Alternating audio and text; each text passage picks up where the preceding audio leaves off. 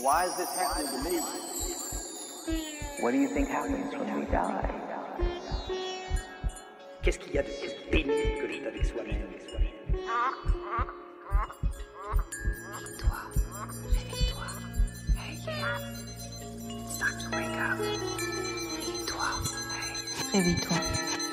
Wake up, wake up, wake up.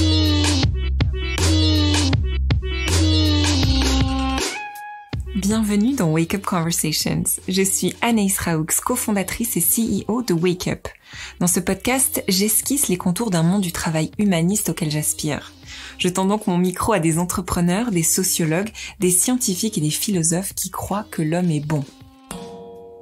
Si vous êtes manager, dirigeant, DRH et que vous souhaitez adopter un leadership conscient, je vous invite à découvrir nos accompagnements et notre boussole sur www.wake-up.io. Maintenant, place à l'épisode du jour. Depuis plus de 15 siècles, les moines utilisent la règle de Saint Benoît pour vivre de façon harmonieuse, au point qu'aujourd'hui, de très nombreux chefs d'entreprise s'en inspirent dans leur management.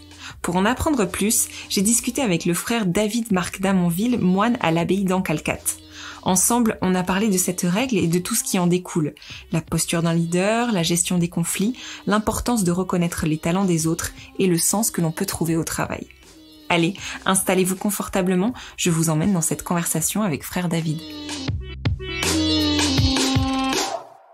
Eh bien, merci beaucoup, frère David, d'avoir accepté cette invitation.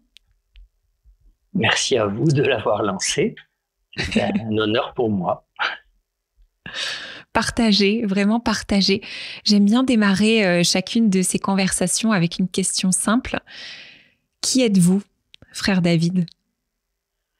Un vieux moine, un moine de 66 ans qui est sorti de son silence en écrivant quelques livres depuis seulement 3-4 ans, pas plus. Et le fait d'écrire, c'est un peu une nouvelle identité.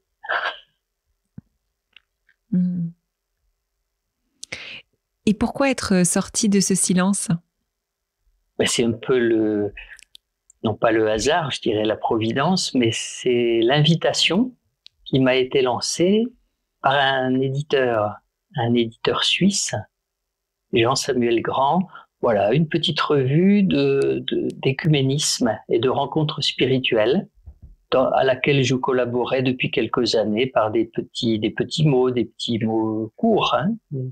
Et puis un jour, il m'a dit, vous savez, je publie des livres aussi, donc quoi que vous écriviez, moi, je vous publierai.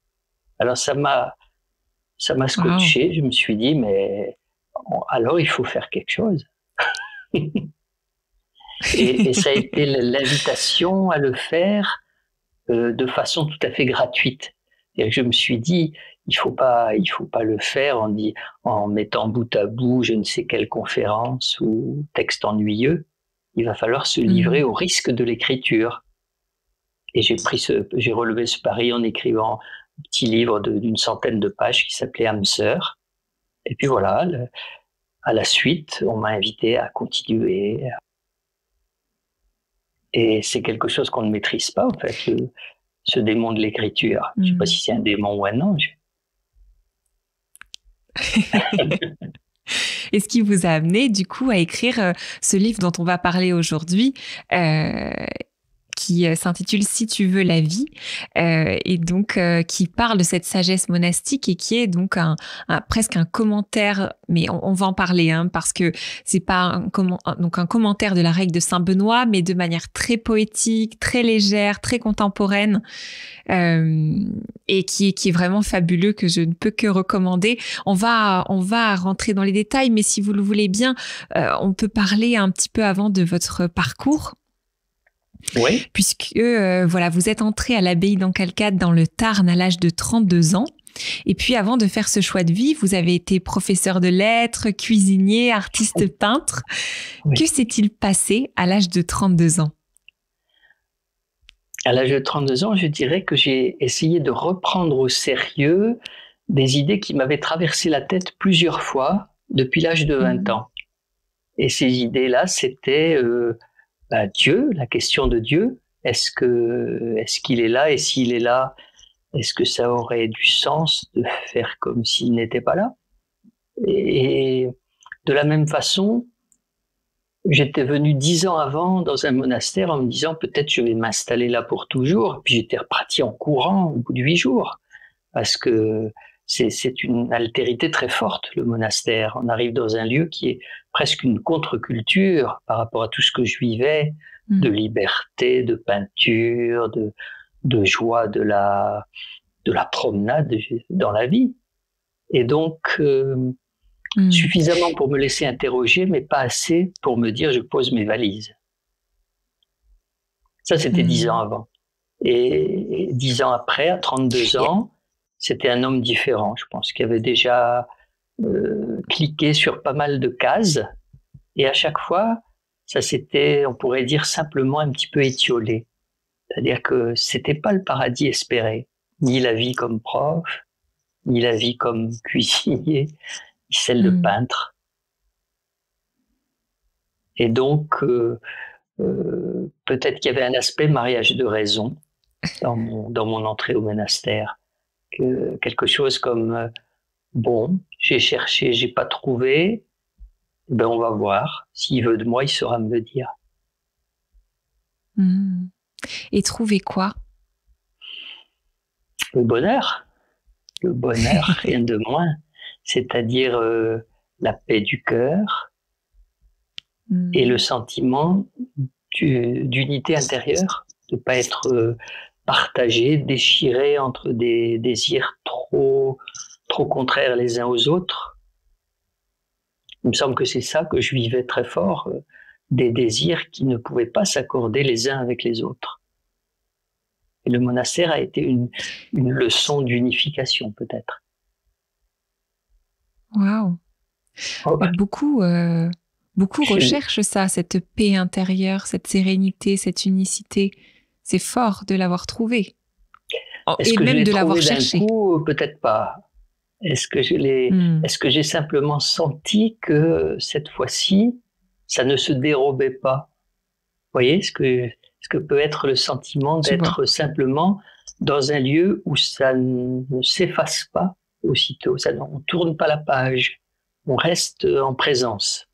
Peut-être dans le livre, ça vous a accroché ici ou là le thème de la présence, être en présence. Alors le moine, je pense, est un peu un homme qui 4 heures par jour là, essaye de se mettre en présence. C'est difficile, hein?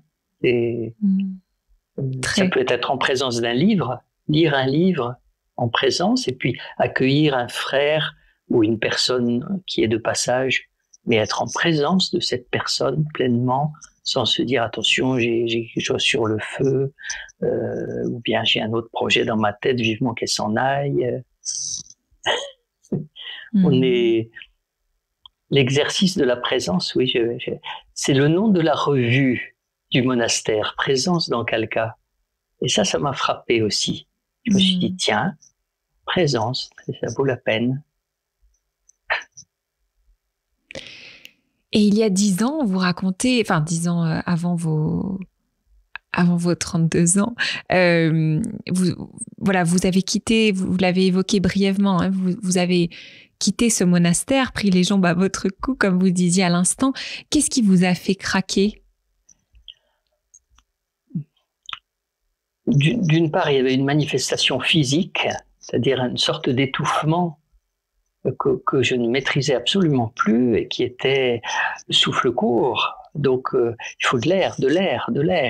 Et derrière ce sentiment très physique et d'étouffement, le sentiment qu'ici, j'étais en train d'essayer de trouver plus, mieux, toujours une espèce d'excellence, que j'allais me battre pour une perfection à laquelle je n'arriverais jamais.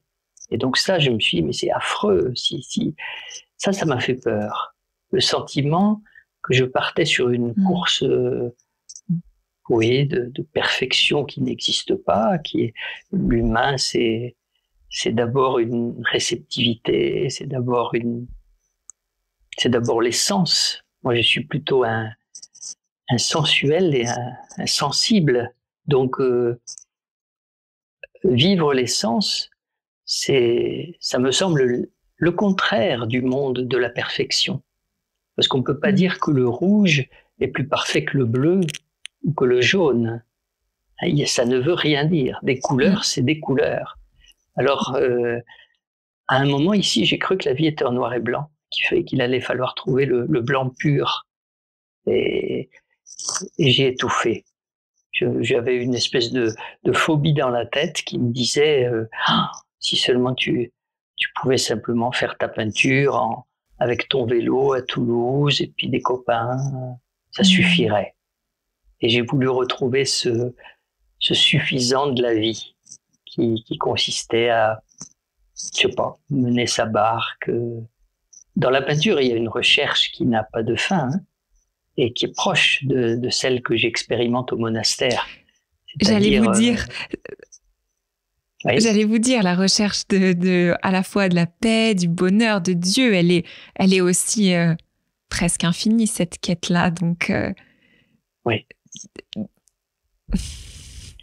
Et c'est un autre versant de l'infini, mais le beau, c'est certainement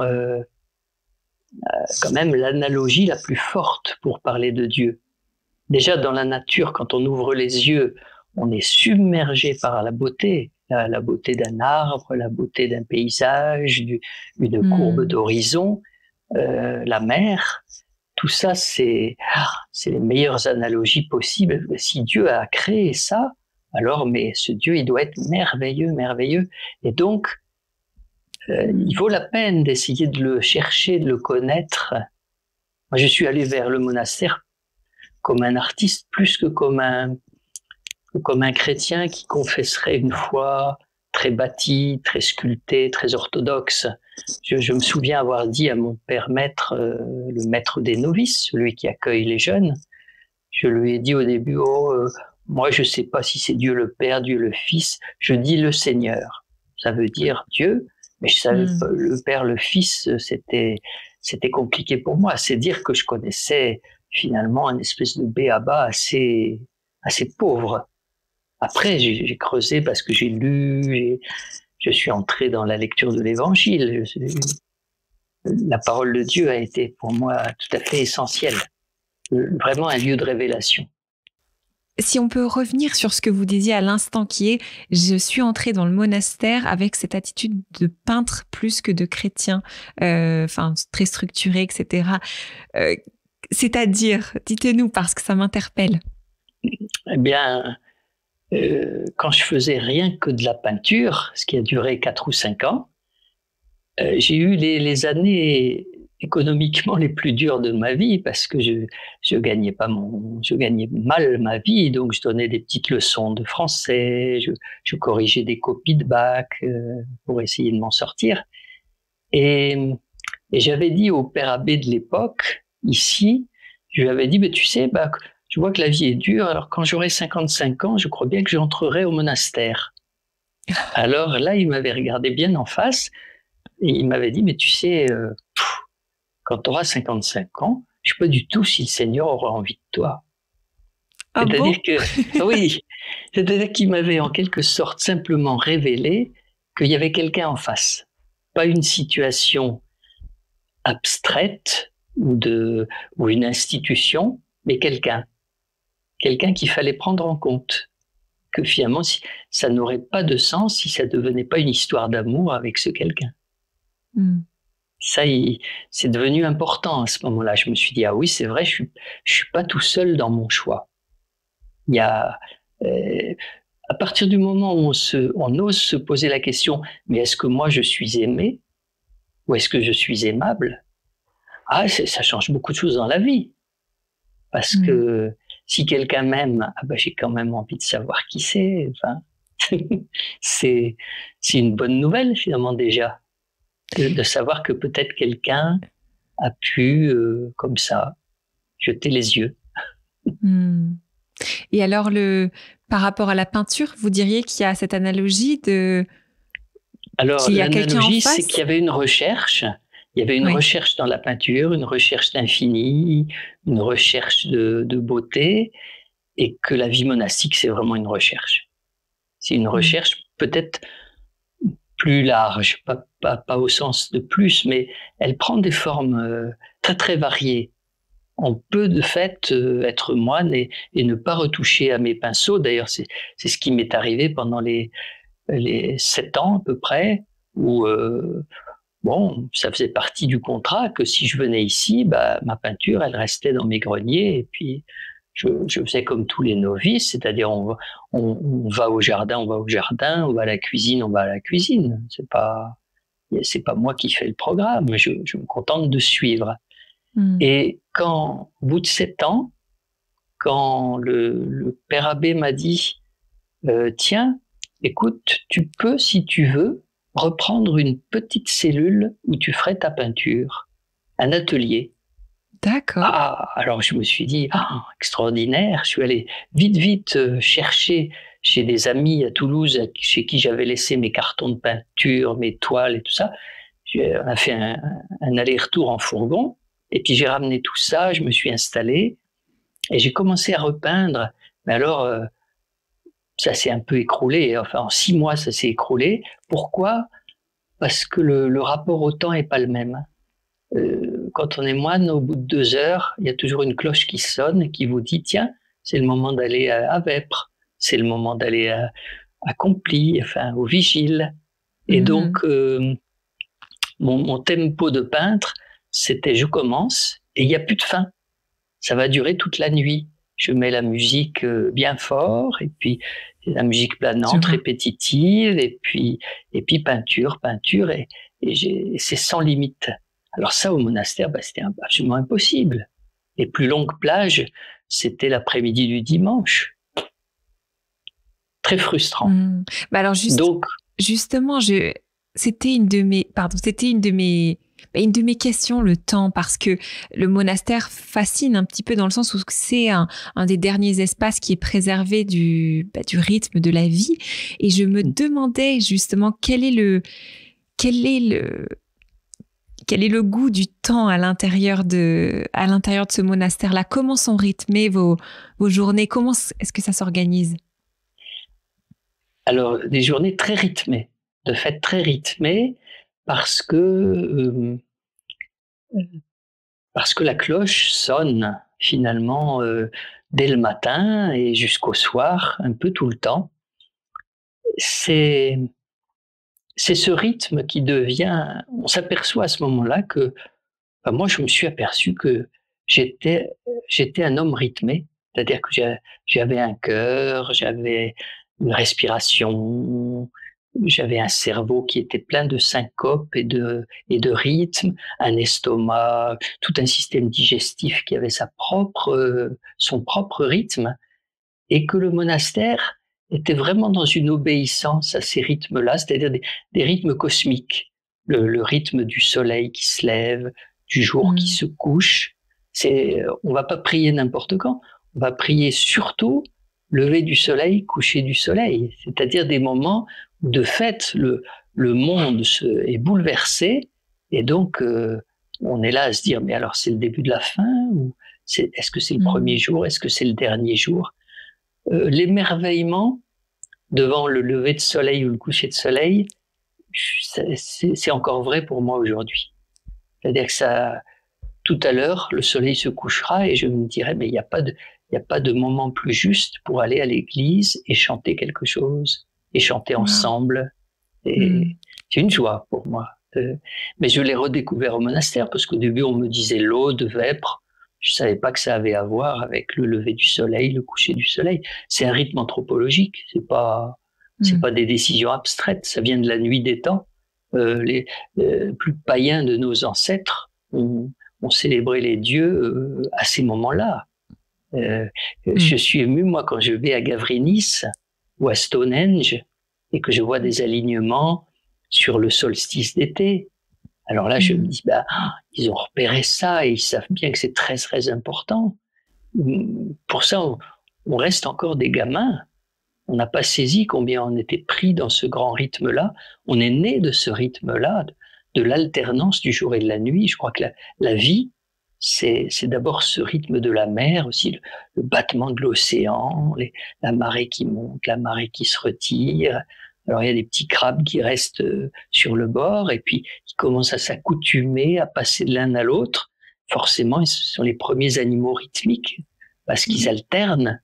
Et nous, on est super rythmés, mais c'est devenu tellement naturel qu'on ne le sait plus.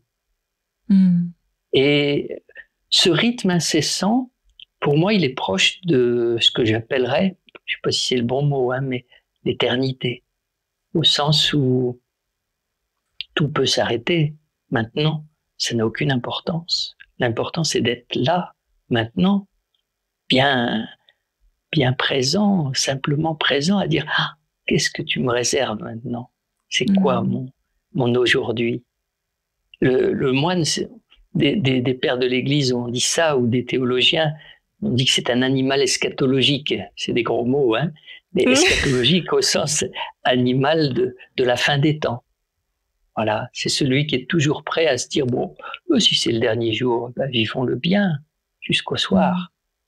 Et si c'est le premier, allez, se fait une disponibilité. Ça donne du prix à chaque moment. C'est pas le projet de ce qui va se passer dans 15 jours. C'est dans 15 jours, c'est pas très intéressant. Mais c'est intéressant qu'aujourd'hui, en ce moment, je puisse vivre quelque chose de fort, de beau, qui est une vraie rencontre, qui est une parole juste. Alors bon, mais c'est aussi la surprise. C'est la possibilité d'une question que j'attendais pas, qui va m'envoyer ailleurs, là, pof.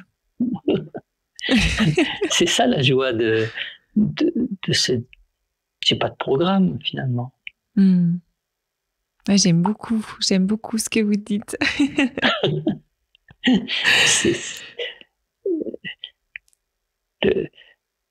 On dit souvent que le moine, il attend, finalement. Il attend la provocation de la vie. J'aime bien ce sentiment de... C'est d'abord parce qu'il y a un don à recevoir. C'est pas une œuvre à faire. Même quand j'écris, c'est un don à recevoir. C'est pas le sentiment de je vais pas faire demain, j'ai pas un projet qui va être bouleversant. Je sais même pas si j'y arriverai au bout. Par contre, la joie d'écrire parce que brusquement des mots appellent des mots, c'est peut-être ça la poésie, des mots qui s'entendent bien ensemble. Je crois que c'est Jean-Pierre Lemaire qui dit ça. Quelques mots qui s'entendent bien ensemble. Mais formidable. Le don de la parole, c'est joyeux. En tout cas, ça fait du bien d'entendre ça aussi à un moment où, je le disais, il y a le rythme effréné de la vie, mais il y a aussi cette qualité qu'on a du mal à cultiver, qui est la patience. Aujourd'hui, on est dans les réseaux sociaux, on veut de l'instantané, on veut que tout aille très vite. Moi, c'est quelque chose que peut-être des choses dont je mets le plus de temps à apprendre, à comprendre. Alors aujourd'hui, c'est pas le sujet du podcast, mais juste ça fait du bien d'entendre ces mots-là, de dire en fait il y a un timing finalement qui est autre que nos propres envies, il y a quelque chose d'autre qui régit la vie et on est dans l'attente de recevoir et de voir la vie de cette manière-là. Ça permet d'éviter les frustrations, ça permet d'éviter des attentes qui sont en décalage par rapport à ce qu'on vit réellement. Et c'est peut-être une des grandes clés du bonheur finalement. Sûrement que le thème de l'impatience, j'y ai été très sensible parce que je pense que j'ai été très impatient de dévorer la vie, de jouir, de prendre mon pied comme tout le monde, mais l'ayant vécu avec aussi ce sentiment, non, finalement c'est pas ça, parce que ça, demain matin il faut recommencer. Et si j'ai fait une conquête aujourd'hui, demain matin il faut que j'en fasse une nouvelle. Et c'est épuisant. Alors que comme moine, je sais simplement qu'il me sera donné quelque chose, je sais pas quoi, On est la joie la plus forte, la joie de la surprise. On me dit qu'il y a quelque chose et je voudrais connaître, mais j'ai bien envie qu'on me le donne. Je veux pas. C'est dans la parabole de l'enfant prodigue. Vous savez, on dit que l'enfant prodigue est allé dépenser ses biens avec les filles et puis voilà, puis il a perdu toute sa fortune et il regarde l'auge des cochons et il y avait des caroubes, mais personne ne lui en donnait. Alors ça m'a toujours beaucoup frappé. Il est triste, il aurait pu les prendre, mais ça y est, il a dépassé le cap, parce que ce qui le frustre, c'est que personne ne lui en donnait. Il a compris que il veut qu'on lui donne, sinon il n'y a pas de bonheur. Ce que tu n'as pas reçu, bah, même si tu l'as conquis, tu n'es pas heureux. Alors que le cadeau qui t'est fait, celui-là, il te comble au-delà de ce qu'on pouvait espérer. C'est comme ça que je lisais la parabole, en tout cas. La soif, que quelque chose me soit donné. Mais finalement, la vie nous est donnée. C'est déjà fait. J'ai déjà reçu des cadeaux de roi. On m'a donné la parole, on m'a donné des frères, on m'a donné la table. Oui. Dans la vie monastique, celui qui arrive est richissime dès le début. Il était un pauvre peintre qui crevait la cloche, et puis d'un coup, il a un espace superbe, il mange 3 fois par jour. Bah, c'est aussi ça la vie monastique, ce sentiment que tout est donné. Jamais vivre aussi sans argent, sans rapport à l'argent, parce que on n'en a pas besoin, parce qu'on bouge pas. Et ça, c'est les transports, la vie d'aujourd'hui. Mais alors, c'est une question que j'avais. Non, mais c'est une question que j'avais pour plus tard, justement, de savoir en quoi cette absence d'argent, qui est quand même une des choses qui interpelle quand on pense au monastère, vous le dites aussi dans le livre, que voilà, on est riche parce que tout est gratuit finalement, mais en contrepartie, vous devez donner aussi de votre temps, en investissement. Mais il y a quand même ce sentiment, et donc cette absence d'argent, en quoi est-ce qu'elle change la qualité de vos relations avec les frères ? Alors, il faut être réaliste. Ça n'est possible que parce qu'un frère au nom de nous tous, et c'est l'économe dans le bureau duquel je suis, se charge de toutes ces questions administratives et de ces questions d'argent. Puis pas tout à fait un seul, parce que, par exemple, les frères qui travaillent à la librairie, passent leur temps quand même à encaisser des chèques et à voir passer de l'argent et à faire des commandes de livres. Et donc, l'argent est bien là, mais c'est pas leur argent. Ils ne font que... Et on a toujours ce sentiment que j'ai été économe 11 ans et c'était facile parce que c'était pas mon argent, c'était l'argent de la communauté que je gérais au nom des frères. C'est très différent quand c'est plus votre argent, il y a une liberté, une largesse, je pense, d'une certaine façon. C'est plus facile de donner à son tour parce que voilà, on le fait parce qu'on le fait pour les autres, au nom des autres. Et puis, on ose recevoir, c'est-à-dire qu'on s'aperçoit qu'il y a beaucoup de gens qui nous font des cadeaux. C'est des petits dons et des gros dons, mais on s'est dit, on est très aidés. On est aidés par des tas de personnes qui se disent, moi je vais donner au monastère parce qu'ils sont sérieux, ils travaillent et tout. Alors, on vit un peu sur une image, mais n'empêche que ça a développé avec le temps le sentiment que nous aussi, les moines, on pouvait aider, par exemple, nos frères d'Afrique, ou bien des tas d'ONG, des tas d'associations qui se battent dans des pays qui s'en sortent pas. Et donc, ça nous fait un cœur quand même que ça me met à l'aise de me dire, moi, j'ai rien donné, mais les moines de mon monastère, ils ont été dans un grand réseau d'entraide depuis tout le temps. Et je me dis, ça vaut la peine. Ça vaut la peine. C'est une vraie... C'est le circuit du don, finalement. Si on a reçu, on a envie de donner. On n'est pas... Bien sûr.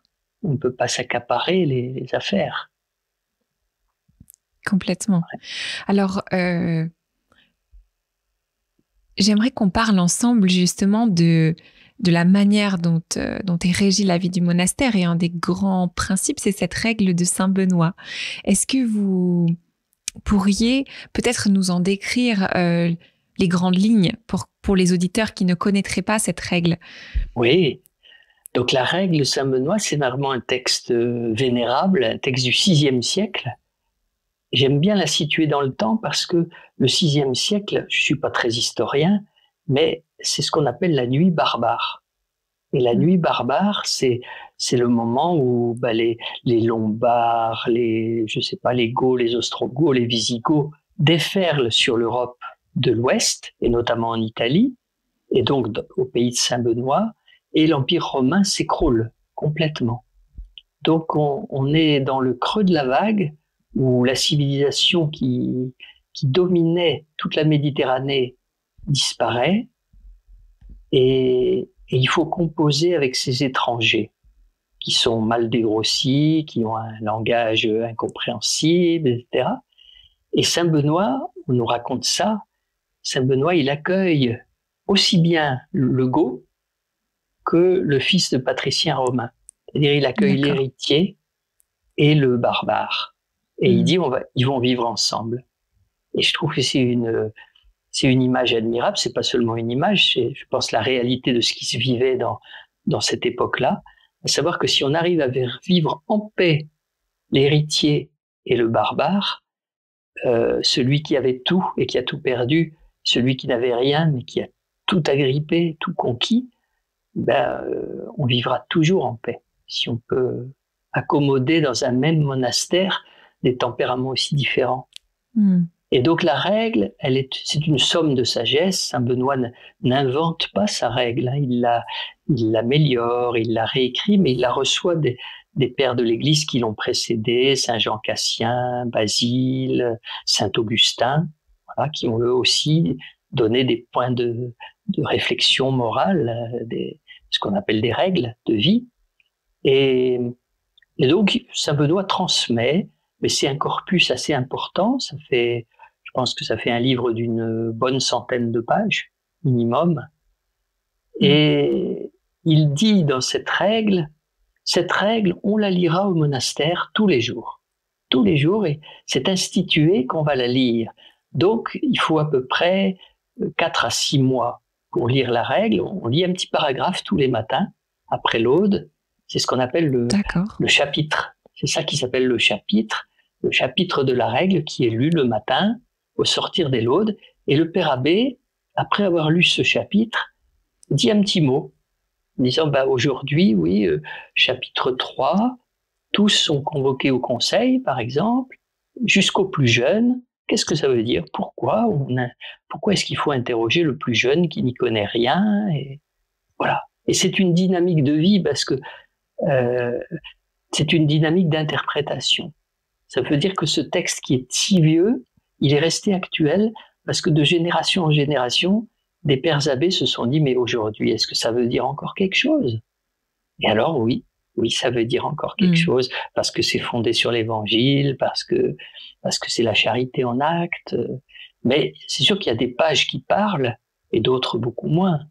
C'est un texte surprenant, c'est pas un texte très facile.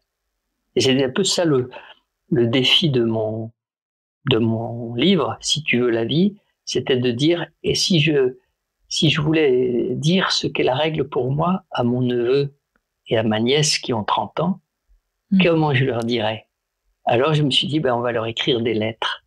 Et ça a été le point de départ, de me dire, je vais leur écrire. Et ça s'est fait ensuite un peu organiquement, quoi, en suivant la règle, en suivant les chapitres. Oui. Non, c'est très bien fait. Et c'est vrai que cette règle, elle est surprenante, elle est même parfois dure quand on la lit, puisque moi, je me suis du coup procuré le petit livre de la règle de Saint Benoît pour aller voir un peu à la source. Et c'est vrai que tout réside finalement dans cette interprétation pour l'adapter dans ces temps modernes, parce que même s'il y a, et là, c'est ce qui est génial dans ce que vous faites, c'est que vous revisitez des grands, et puis on va creuser. Ensuite, il y a quelques notions qui sont très interpellantes. Mais c'est vrai que quand on la lit comme ça, elle semble dure, un peu froide, difficilement applicable. Et moi, la première question qui me vient à l'esprit pour quelqu'un qui la découvrirait comme ça, c'est en quoi est-ce que cette règle garantit l'harmonie? En quoi est-ce qu'elle fait justement cohabiter à la fois cet héritier, à la fois ce barbare? Oui, peut-être le premier phénomène qui est très frappant, c'est qu'on parle beaucoup plus souvent des frères que des moines. Je crois que le mot moine revient 40 fois et le mot frère plus de 100 fois. Donc, l'essence du moine, c'est d'être un frère. Ça, on le perçoit assez vite. Et c'est une dimension qu'on n'a jamais fini de... c'est très long d'être vraiment le frère de tout cela que j'ai pas choisi. Hein. Ils sont venus comme moi un beau jour. On leur a dit oui parce qu'on a fait un acte de foi tout à fait courageux et résolu en se disant bon, il est finalement pas plus bête que moi, pas plus si que moi. Enfin, quand on regarde ses pauvretés, on se dit bah oui, il a le droit de venir lui aussi. C'est vraiment la maison des pauvres. Et donc, mais après au quotidien, il faut chaque jour reposer le même acte de se dire oui, allez, c'est mon frère, on partage. Rien de plus pour moi que pour toi. Et tu as des qualités que je n'ai pas et qui m'enchantent. Ça, je m'en suis rendu compte souvent. C'est-à-dire, moi, j'aime bien la cuisine, je fais la cuisine, donc c'est un côté manuel. Mais si on me dit qu'il faut faire des travaux de jardinage, ou le parc, ou la construction, ou l'électricité, j'y connais rien. Et ça m'enchante quand je vois un frère qui s'y entend en plomberie, qui répare les robinets, ou l'informatique. Alors, quelle grâce de vivre dans la même maison avec ces frères-là. Et alors eux, ils se disent peut-être, celui-là, il parle pas si mal. Qui parle. Il me renvoie aussi à mon talent. Chacun y va un peu comme ça, porté par les autres. Et alors, dans la règle de Saint-Benoît, j'ai été très frappé de ma part de sentir que tout est basé sur la vie domestique. C'est pas la vie professionnelle qui est première, c'est vraiment la vie domestique, c'est-à-dire dormir, manger, se promener, lire. Voilà. Donc c'est ce qu'on fait tous les jours sans y penser. Aller à la prière, bien sûr. Et c'est ça qui est premier. On commence par vivre. Et puis après, le réel. Le réel, c'est qu'il faut gagner sa vie, donc il faut aller au champ, il faut faire les moissons, il faut traire les vaches et tout ce qui va avec. Mais sans du tout la perspective, aujourd'hui, je pense, très très présente dans notre monde, de gagner sa vie. Au sens de, si je pouvais faire plus, gagner plus. Peut-être vous avez vu qu'au chapitre des artisans, Saint-Benoît dit, au monastère, il faudra qu'on vende un peu moins cher que dans le monde. C'est très important. Ça veut dire que on n'est pas là pour s'enrichir. Ça n'a pas de sens. Et puis, si un frère est très doué dans une histoire, et s'il s'enorgueillit, on lui retire son job. Parce que ça va pas du tout. S'il se met à dire, mais c'est moi qui gagne la vie du monastère, alors là, c'est le début de la fin, quoi. C'est vrai qu'un pouvoir d'argent peut être un pouvoir tout court. Celui qui aurait l'impression qu'à lui seul, il porte les autres, c'est trop. Oui, il y a cette différence entre pouvoir et responsabilité, en fait, que vous abordez aussi. Et on va y revenir. Avant ça, ce que vous venez de dire, c'est très important, je crois, parce que une des raisons pour lesquelles je trouvais intéressant d'avoir cette conversation ensemble, au-delà du livre, de la qualité de votre écriture, de l'exercice qui est fait, c'est aussi que cette règle de Saint-Benoît, beaucoup d'entreprises, beaucoup de chefs d'entreprise s'en inspirent pour régir la vie au travail. Et ce que vous venez de dire, je trouve ça très intéressant, puisque si on fait le parallèle de cette règle avec la manière dont les gens travaillent, vous questionnez même la place du travail dans la vie, finalement. puisque voilà, vous dites finalement cette règle-là, elle dit d'abord de vivre et après on travaille. Oui. Alors quelle est la place du travail idéal dans nos vies? Alors j'aime bien l'image du bateau, le bateau qui va sur l'eau. Le travail, c'est la quille, c'est-à-dire ce qu'on voit pas, mais qui est dessous, qui fait que le bateau va pas se coucher au moindre souffle de vent. Dans une vie de moine, c'est un peu ça le travail. C'est-à-dire que le vent, c'est l'Esprit Saint, on est d'accord, c'est très beau, c'est très bien, mais on n'a pas à vivre comme des girouettes. On doit être lesté. Le travail, c'est le réel. Ça nous leste de façon très... Si on doit faire la cuisine, bah oui, il faut faire la cuisine, il faut que ce soit fini à midi. Et... Donc, il y a un poids de réalité qui est formidable. Et c'est très important dans une vie de prière que le réel soit tangible et ne soit pas... qu'on parte pas dans l'idéal, dans le mystico-gélatineux. Alors, le travail a une place essentielle pour ça. Nous ramener dans le réel. Oui. Et on a besoin de travailler aussi parce qu'on est fait à l'image de Dieu, on est créateur. On est créateur. À chaque génération de moines, il y en a qui ont des idées, qui font des trucs que d'autres n'avaient pas fait. Pour prendre quelques exemples, je sais pas moi, le baume d'Ancalca, c'est un frère en 2000 qui travaillait avec les abeilles, qui était très au courant de ce qu'était la propolis et tout ça, qui s'est dit mais on devrait faire quelque chose et tout. Donc il s'est mis à traficoter comme un apprenti chimiste à ses heures perdues. Puis un jour, il a proposé un produit et puis on s'est mis à le fabriquer. Et depuis que ça existe, on a multiplié par 10 la production parce que finalement, c'est un bon produit, c'est un produit plein de... Et qui ne représente pour nous pas un travail qui soit trop... c'est proportionné à notre vie. C'est-à-dire qu'il y a des moments où on fabrique le baume, on le met dans des boîtes. Les moines, vous savez, le travail des moines, c'est plus celui du Moyen-Âge où on défrichait la forêt parce qu'il y avait des monastères tous les 3 kilomètres. Mais aujourd'hui, on est dans des niches toutes petites. L'important, c'est de survivre. On nous demande rien de plus. Alors, quand en plus il y a un peu de créativité, ça c'est bien.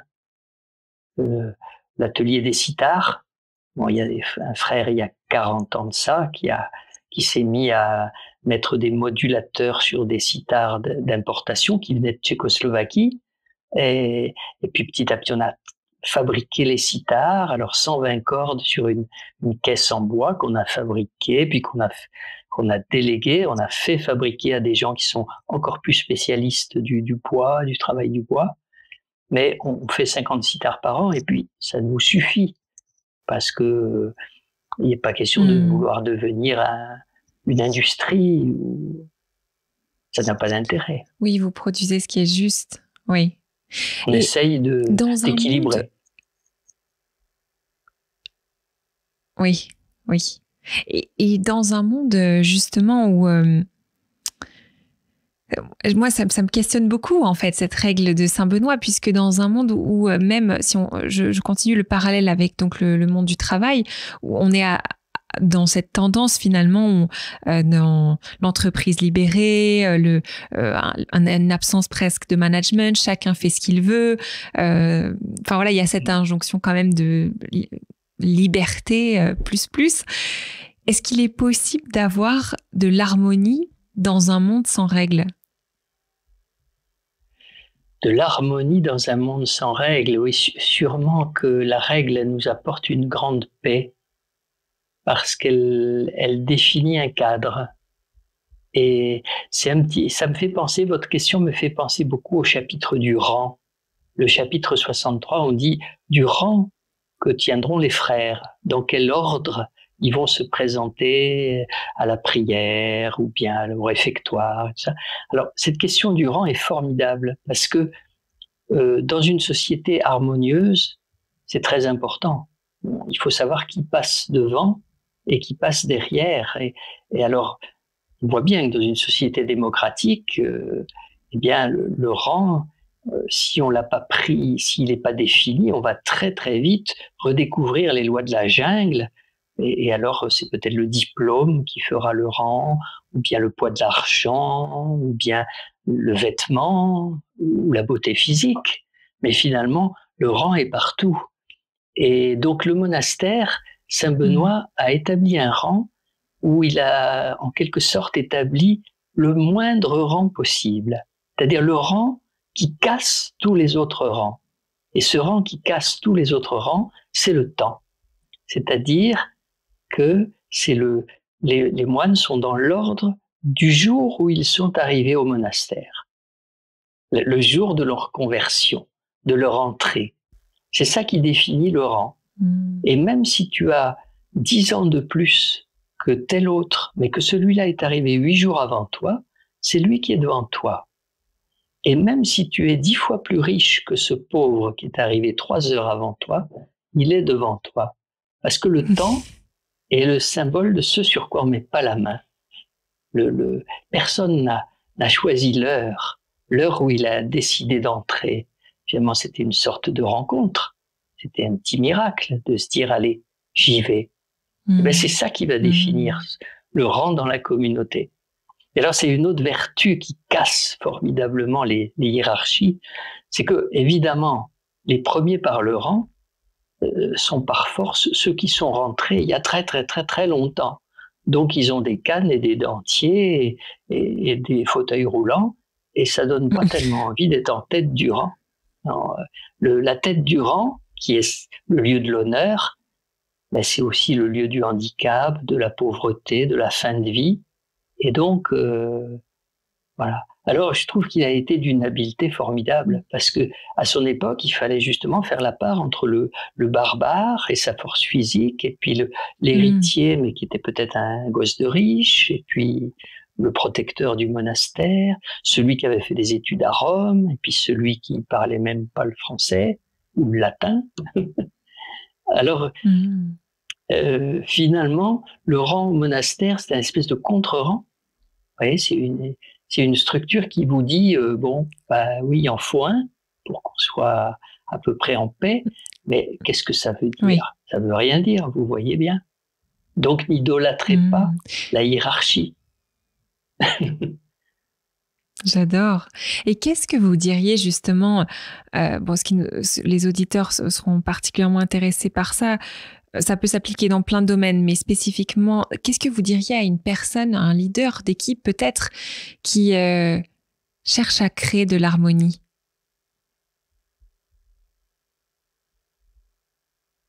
De l'harmonie, oui. Ben, c'est dur, hein? C'est dur votre question. Oui. C'est un mot un peu piégé, harmonie, parce que je l'entends, moi, comme peintre, l'harmonie des couleurs. Et l'harmonie des couleurs, c'est la fabuleuse harmonie d'un tableau de Van Gogh ou de Gauguin. C'est qu'il y a un rouge, il y a un bleu, il y a des verts, il y a des bruns. Mais chaque ton n'est merveilleux que parce qu'il y a les autres autour. Voilà. Ce gris-brun qui n'est presque rien, à cause du violet qui est à côté et du point de jaune, il devient sourd, magnifique, comme un or rare. Il devient précieux. Ça, c'est la couleur. Donc, chacun a en soi cette beauté du moment qu'il y a les faire valoir à côté. Mais il n'y a pas de beauté en soi. Il n'y a aucun ton qui... Alors, c'est vrai que le rouge, il gueule plus fort. Moi, j'ai beaucoup de rouge, hein. Beaucoup de rouge, j'aime beaucoup le bleu. Mais je sais que le rouge, il est par nature fort. Mais on en mettra peut-être qu'un tout petit peu. Et ce tout petit peu suffira. Il faut que le fort accepte de fermer un peu sa gueule et de n'être là que par toute petite touche. Et puis un autre, c'est un blanc. Il apparaît transparent, mais il éclaire tout. Il permet à toute chose de bien s'entendre. Quand il y a beaucoup de blanc, toutes les couleurs peuvent dialoguer autour. On met un fond blanc et puis alors là, on peut taper du rouge, du vert, du bleu. Ça chante parce que le blanc facilite. Alors, chaque frère a un peu comme une couleur. Il doit se révéler au milieu des autres comme celui qui apporte sa petite note. C'est comme ça que j'entends harmonie, moi. Parfois, c'est long de trouver Parce que pour que le frère finalement soit harmonieux, on va le savoir quand il va sourire. C'est le sourire qui va dire il a trouvé sa note, il est heureux de chanter cette note-là, il est dans son ton. Et ça demande parfois du temps, parce qu'on se découvre soi-même au monastère, on entre sans se connaître. Mais c'est un phénomène de décantation. On arrive comme une eau boueuse, et puis à force d'immobilité, de silence, ça décante, ça se dépose, on commence à voir clair un peu dans l'eau. Mais c'est long, c'est lent. Donc vous dites, j'adore ce que vous dites. Quel conseil on donnerait à un entrepreneur? Vous diriez d'aller chercher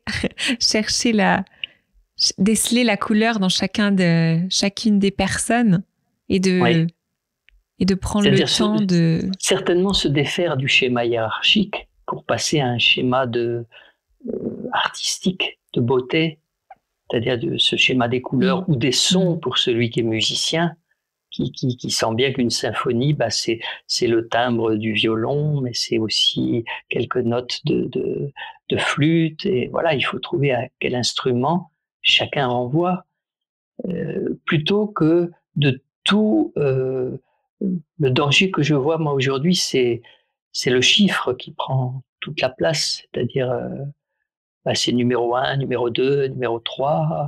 On ordonne en croyant que... Mais ça rend pas heureux, parce que le numéro 3 n'a de cesse que de devenir numéro 2. Et c'est le jeu de massacre, quoi. On est toujours dans une espèce de course à la promotion.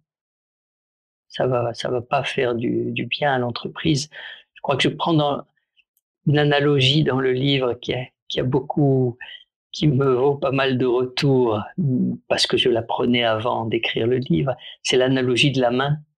Quand je dis qu'est-ce que c'est que le pouce, voilà, la main, c'est d'abord 4 doigts qui sont tous dans le même sens, qui fait une griffe qui travaille, voilà, c'est 4 bons ouvriers.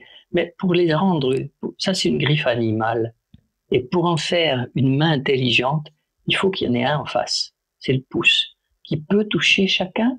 Ah, oh là là, alors on fait des choses intelligentes. La main saisit, elle prend du volume. On n'est plus à plat, 1, 2, 3, 4, on est en volume. Or, le pouce, c'est pas le majeur, le plus grand. Majeur, oui, le plus grand c'est lui, c'est pas le pouce. L'index c'est le plus habile, c'est celui qui sait tout faire, mais c'est pas le pouce. Celui-là c'est l'annulaire, vous voyez, il a l'anneau de la baie, donc c'est le plus honoré, c'est l'honorifique. Et puis celui-là, c'est le plus intime, l'auriculaire qu'on met dans l'oreille. Mais celui qui va représenter l'altérité, c'est celui-là qui va faire un travail intéressant. C'est celui-là le patron, c'est le pouce, Tom Pouce. Et la main, c'est une merveille. C'est une merveille.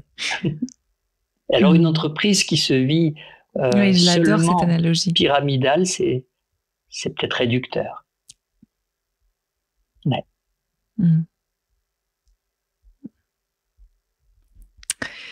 Vous, alors, il y a un autre sujet que j'aimerais aborder. Le temps file, mais j'ai tellement de questions. Alors, je vais aller à celle qui me parle le plus. Mais une des autres particularités incroyables que je trouve, c'est que il n'y a pas d'exclusion possible dans un monastère. Alors, comment est-ce que vous gérez les conflits entre les frères? Ouais, c'est une question vraiment importante, et Saint Benoît y consacre beaucoup de temps, cette question de l'exclusion. Parce que, au fond, il dit, qu'est-ce qui va se passer quand un frère déconne? Qu'est-ce qu'on peut faire? Alors, ça dure 8 chapitres. 8 chapitres pendant lesquels il explique, il faut d'abord lui envoyer ce qu'on appelle des sympectes, c'est-à-dire des frères qui sont bien avec lui. Il y en a forcément quelques-uns qui sont plus proches de lui, alors on les envoie en ambassade, essaye de faire revenir ce frère à de meilleurs sentiments. Puis quand ça marche pas, alors on va procéder à l'exclusion de la table. alors, si c'est comme ça, écoute, tu mangeras tout seul. Bon. Autrefois, c'était une punition.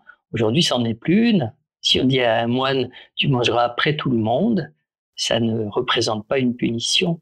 On lui dit aussi, à l'office aussi, hein, tu viens pas à l'office, tu prieras de ton côté ou au dernier rang. Bon, alors, tout ça, c'est des mesures temporaires. On essaye Benoît essaye qu'il y ait une prise de conscience du cadeau qu'est la vie commune. Le point de départ, il est là.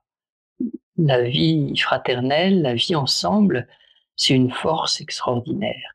Quand il menace d'exclusion un frère, il faut penser qu'il est à une époque où le frère qui sort du monastère, peut-être les barbares vont les triper à 200 mètres de la clôture. Hein. Enfin, c'est aussi cruel que ça.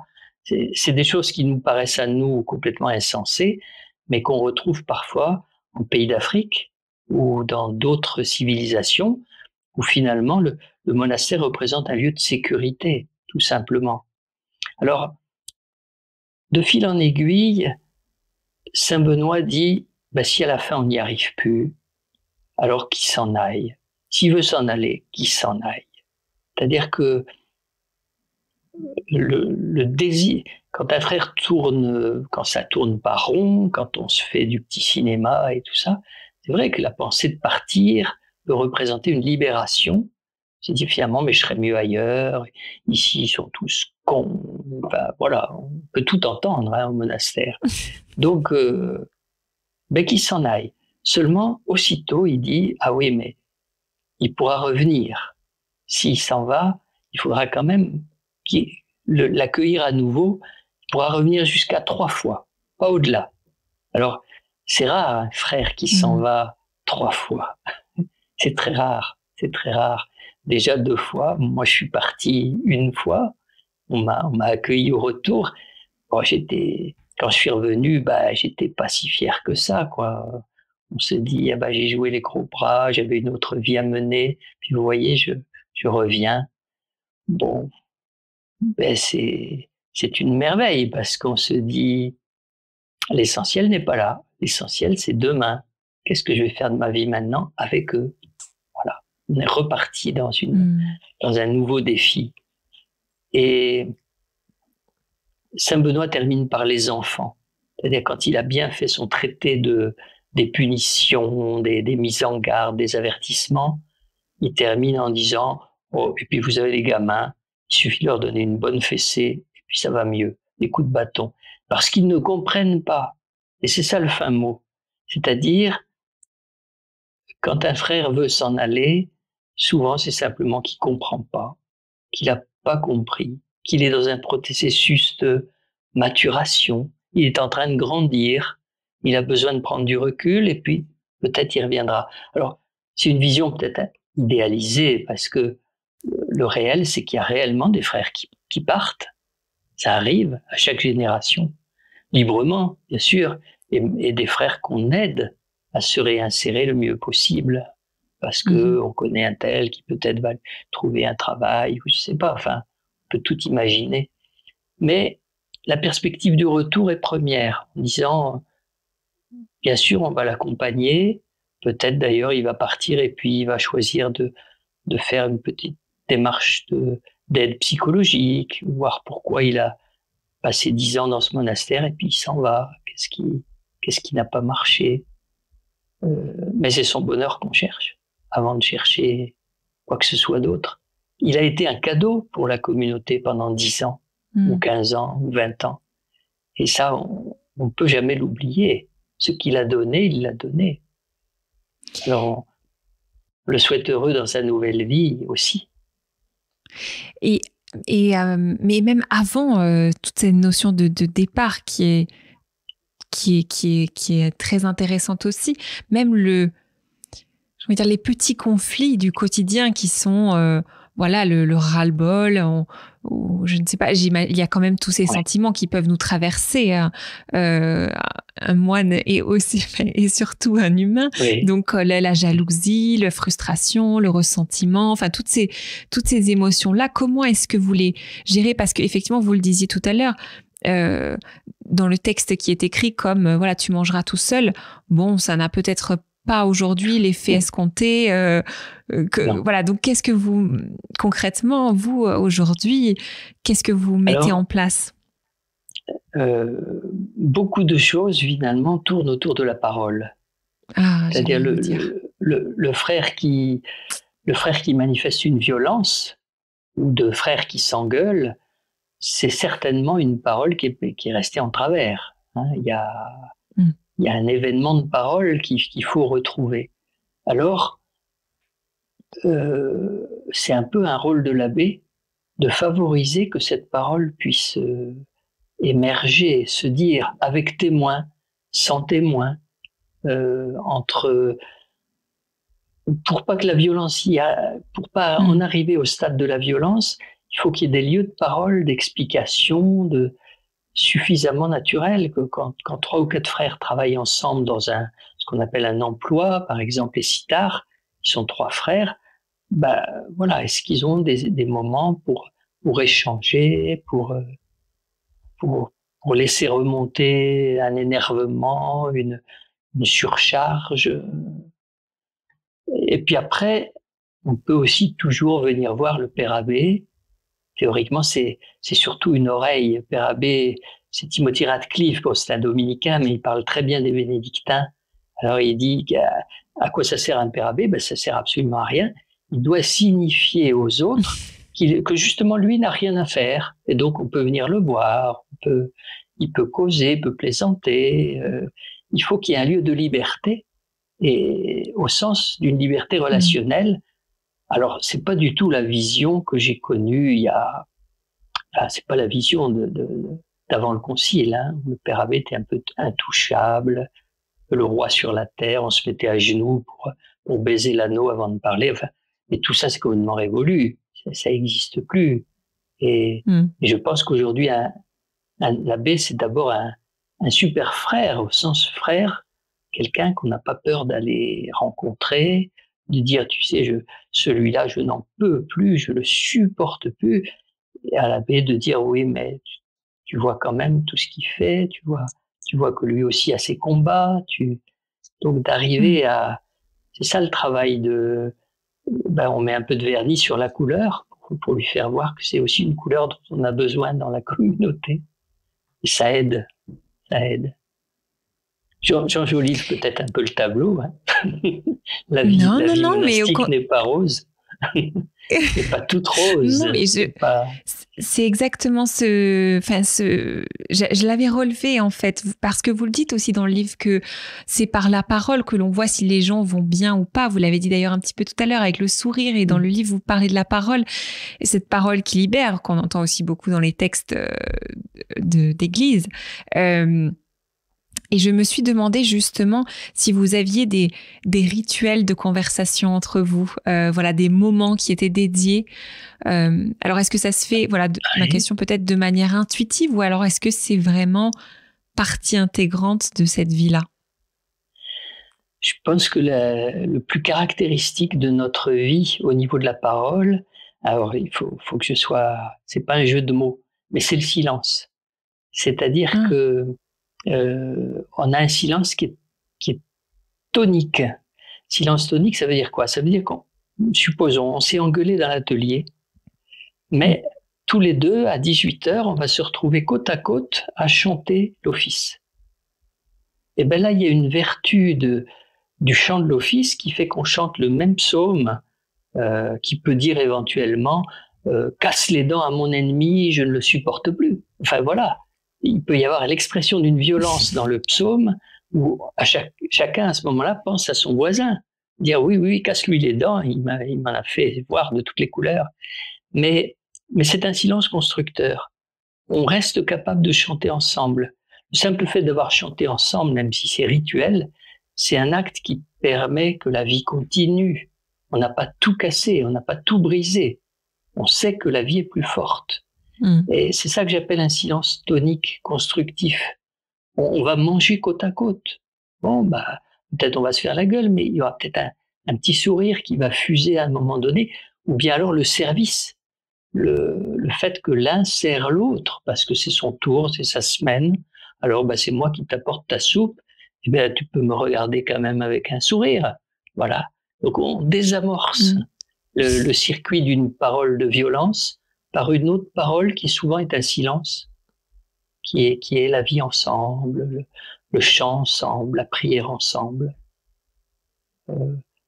Heureusement qu'il y a c'est une vie assez silencieuse, non pas parce que c'est pas une mystique du silence où on serait tout en Dieu, je sais pas quoi, moi. C'est simplement le niveau de parfaite disponibilité à la parole. Le silence, c'est que j'écoute. Qui va parler? Dieu peut parler, mais mon frère peut parler, un autre peut parler, un souvenir qui me revient. Et c'est ça la vertu du silence, c'est d'être dans un état de disponibilité attentive. Et évidemment, je crois que ces temps de prière dans la journée nous mettent à distance de nos émotions. La parole, c'est toujours prendre de la distance par rapport à l'affectif qui a pris le dessus, la jalousie. Oui, le moi n'est pas trop dû, puis c'est qu'il s'est mis en colère, c'est pas seulement la faute de l'autre. Enfin, il y a des deux. Ouais. Merveilleux. On va conclure cette conversation. J'ai un petit rituel où je pose quelques questions courtes. Je vous invite à y répondre de manière le plus spontanée possible. Ouais. Pensez-vous que tout le monde a un talent? Ah oui. Ah oui. Ah oui. Bien sûr, oui. Alors, un talent, il faut le mettre en œuvre pour qu'il se révèle lui-même, quoi. Il faut absolument le dépenser.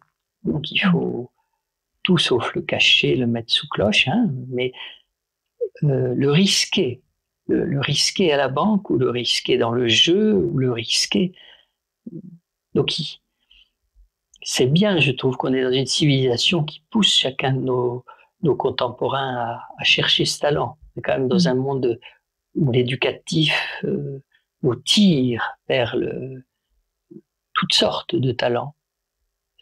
Dans la vie commune, les talents les plus évidents, c'est pas les talents de la tête, c'est les talents relationnels.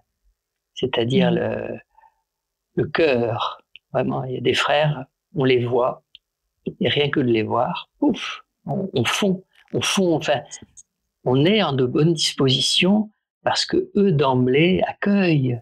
Ils accueillent la vie, ils accueillent le nouveau, ils accueillent l'imprévu.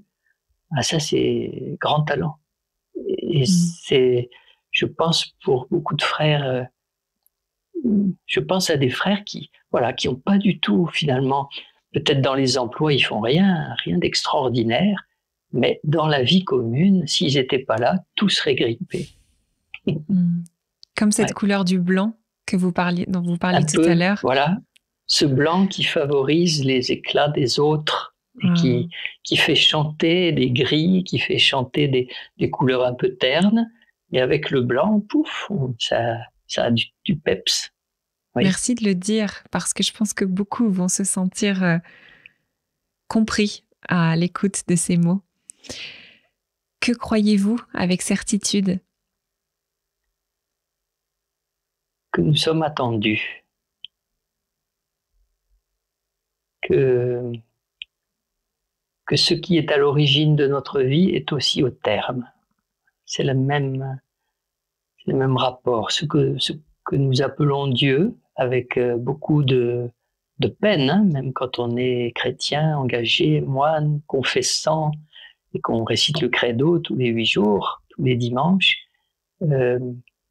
ces mots font peur. Qui c'est Dieu? Il était là certainement au début, il sera là à la fin, et entre les deux, c'est l'appel de l'amour. Il se révèle chaque fois que on fait sonner quelque chose qui ressemble à l'amour, petite cloche qui sonne, qui nous dit « Tiens, c'est juste ça, ça rend heureux, ça nous rend meilleurs. » Et donc ça aide à marcher, à avancer.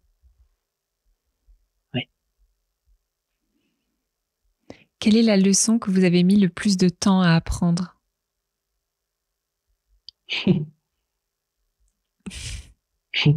La leçon que j'ai mis le plus de temps à apprendre, je ne dois pas la connaître encore, je dois l'apprendre encore.